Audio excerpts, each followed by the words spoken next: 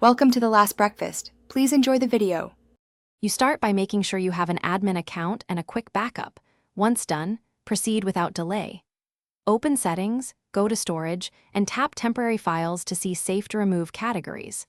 Use Disk Cleanup as administrator next. Choose System Files to clear Windows, update cache, and temporary installers.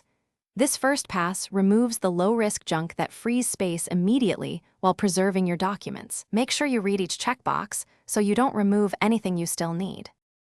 Once the basics are done, move into deeper cleaning to reclaim more space. Enable Storage Sense, set automatic runs and file age thresholds so Windows maintains itself. This prevents future buildup. Uninstall large, unused apps from Settings apps. Sort by size so you target the biggest offenders first. Clear browser caches and manually empty the %temp folder for immediate gains.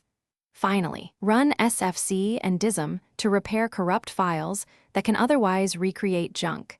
To finish, empty the recycle bin and reboot, then verify freed space in Storage View so you know the job worked. If you want duplicates removed, use a reputable third-party tool and be cautious. Avoid unknown cleaners that promise miracles. If space still seems wrong, check for large shadow copies and run chkdsk to find file system issues that hide space. If something goes wrong, restore from your backup or undo the last uninstall. That single rollback often fixes accidental deletions. Thanks for watching. If this was helpful, leave a like and consider subscribing. See you next time.